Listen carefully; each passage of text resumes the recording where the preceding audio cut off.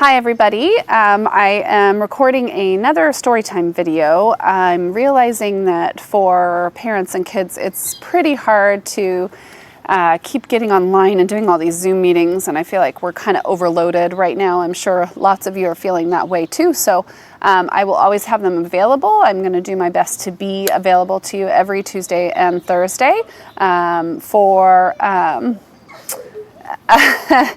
kiddos in the background being funny.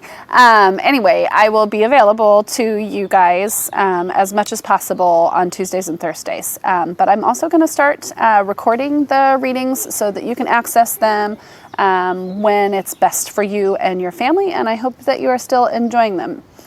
Today we are going to continue our upper grade reading time, so anybody second grade and above should be happy to hear this story, and we're going to continue Half Magic, and today is our chapter 2. When I have a picture, I will show the picture to you, but there aren't a lot of pictures in this book, so you're going to have to do some picturing in your head. Okay? I'm ready to begin. I hope you are too. Chapter 2 is What Happened to Mother? Well, to their mother. At Aunt Grace and Uncle Edwin's, the air was hot and stuffy, and the furniture was hot and stuffy. Aunt Grace and Uncle Edwin were stuffy. Poor things, they're so kind, really, the children's mother thought to herself. But she had to remind herself of this very hard when Aunt Grace got out the snapshot albums. Now, I know you'll be interested in these pictures of our trip to Yellowstone Park, Allison. Aunt Grace settled herself among the cushions of the Davenport. Davenport's another word for couch, as though she expected to stay there a long time. I think you showed them to me last time, Aunt Grace. No, dear, that was Glacier Park. Edwin, move the floor lamp so Allison can see. This is the old Faithful geyser. It comes up faithfully every hour, you see. That woman standing there isn't anyone we know. It's some woman from Ohio who kept trying to get in the picture. Edwin had to speak to her. Turn over the page. The next page of the snapshot album showed Old Faithful from a different angle. The woman from Ohio had got only halfway into the picture.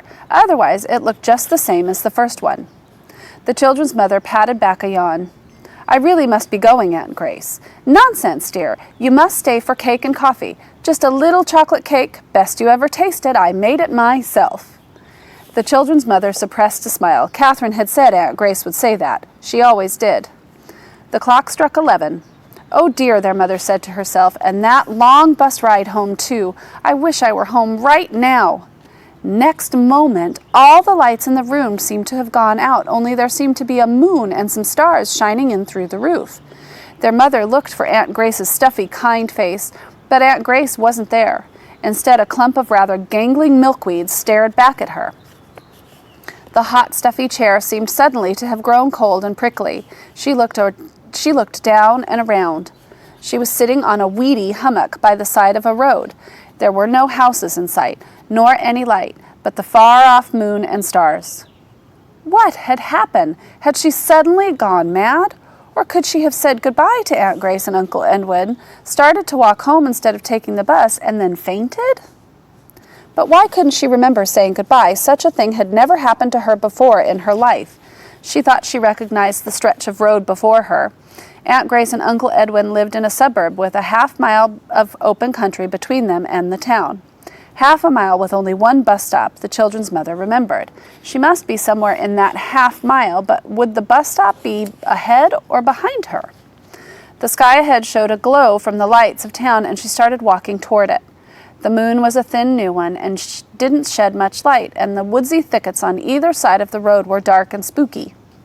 Things moved in the branches of trees. The children's mother didn't like it at all. What was she, a successful newspaper woman and the mother of 4 children, wondering, excuse me, do you ever do that? Mess up the sentence? I messed it up. What was she, a successful newspaper woman and the mother of 4 children, doing, wandering the roads by night like this? When she was set upon and murdered by highwaymen and her body was found next morning, what would the children think? What would anyone think? It must be a bad dream. Soon she would wake up. Now she would keep walking.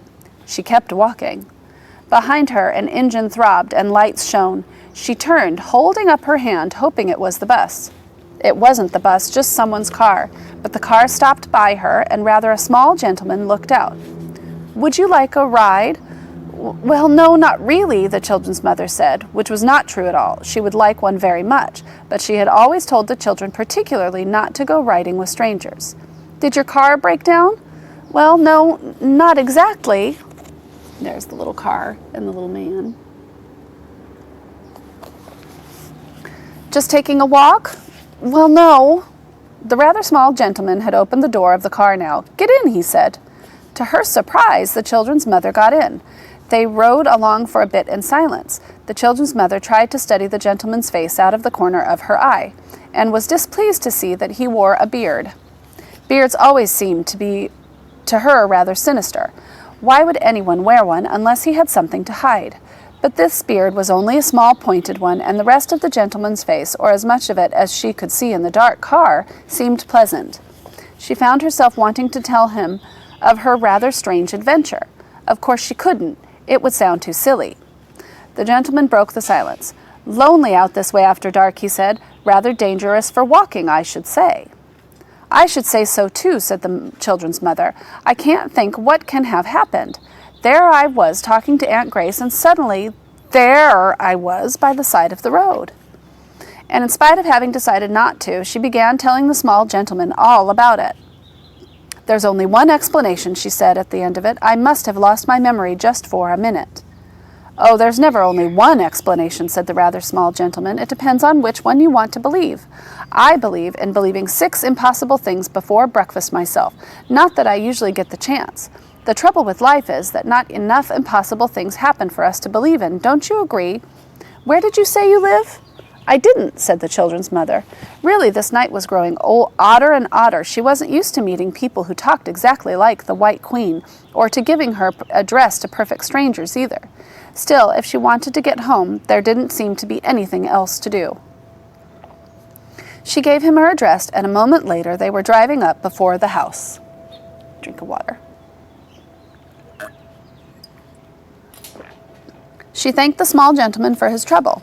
He bowed, hesitated, as though he meant to say something further, then seemed to think better of it, and drove away. It wasn't until he was gone that the children's mother realized that she didn't even know his name, nor he hers. Still, they would probably never see each other again. She turned and started up the walk, then stopped in horror. All the lights in the living room were ablaze. Thinking of every terrible thing that could possibly have happened, she ran up the walk, turned her key in the lock, and hurried inside. Huddled on a corner of the sofa sat Jane, wrapped in a blanket and looking small and white and forlorn. Her mother was by her side and had her arms round her in a second. All thoughts of her own strange evening and of the rather small gentleman vanished from her head. "What is it, tummy ache or bad dreams?" she cried. "You should have telephoned me." "It isn't either one," Jane said. "Mother, did you borrow a nickel that was on my dresser?" "What?" cried her mother. "Did you wait up all this time to ask me that?" And immediately she began to scold, as is the habit of parents when they've been worried about their children and find they needn't have been. "Really, Jane, you must not be so money-grubbing," she said. "Yes, I borrowed a nickel for car fare. I only had 1 nickel and a $5 bill, and they're always so mean about making change." "Did you spend it?" Jane interrupted, her voice horrified. "I spent a nickel going. What does it matter? I'll pay you back tomorrow." "Did you spend the other nickel coming home?" Her mother looked confused for a moment. "Well, no, as a matter of fact, I didn't. Someone gave me a lift." "Do you know which one you spent, the one you had or the one you borrowed?" "Oh, for heaven's sake, no, I don't." "Could I have the one you didn't spend now, please?" "Jane, what is all this? Anyone would think you were a starving little match girl or something." Then her mother relented. "Oh, well, if it'll make you happy." She dug in her purse. "Here, now go to bed." Jane took one quick look at the thing her mother had given her, then folded her hand tightly around it. She had guessed right. It wasn't a nickel. She lingered in the doorway. "Mother, what is it now?" "Well, did anything sort of unusual happen tonight?" "What do you mean? Of course not." "Why?" "Oh, nothing." Jane searched in her mind for an excuse. She couldn't tell her mother the truth. She'd never believe it. It would only upset her. It's just that I had this dream about you and I got worried. I dreamed you wished for something. You did? That's strange. Her mother looked interested suddenly. She went on almost to herself as though she were remembering. As a matter of fact, I did wish something. I wished I were at home, and it was just then that... That what? Jane was excited. Her mother put on her drop-the-subject expression. Nothing. I came home. Someone gave me a ride. A friend of Uncle Edwin's. She didn't look at Jane. It was awful to be lying like this to her own child, but she couldn't tell Jane the truth, and she'd never believe it. It would only upset her. I see, but Jane didn't leave. She stood tracing a pattern in the hall carpet with one foot. She went on carefully, not looking at her mother. In my dream, when you wished you were home, I'm not sure what came next. I don't think you were home exactly. Ha! I certainly wasn't. But you were somewhere in a weed patch halfway out Bancroft Street, most likely. Now Jane looked up and straight at her. We're just talking about my dream, aren't we? It didn't really happen. Of course not. It was her mother who was looking away now, but now Jane knew. Clutching the thing in her hand tighter, she ran up the stairs and into her room. Her mother stood thinking how strange that Jane should have guessed. No stranger, though, than everything else about this strange evening. Probably none of it had really happened at all. Probably she was ill and imagining things, coming down with flu or something. She had better get some rest. She turned out the living room lights and went upstairs. Jane stood in her own room, looking at the thing in her hand. It was the size of a nickel and the shape of a nickel and the color of a nickel, but it wasn't a nickel. It was worn thin, probably by centuries of time, Jane told herself, and instead of a buffalo or a liberty head, it bore strange signs. Jane held it closer to the light to study the signs. There was a rap at the door. "Lights out!" called her mother's voice. Jane put out the light, but she knew that she had held in her hand the talisman that was going to turn this summer into a time of wild adventure and delight for all of them. She must hide it in a safe place till morning. Feeling her way across the room in the dark, she opened the closet door.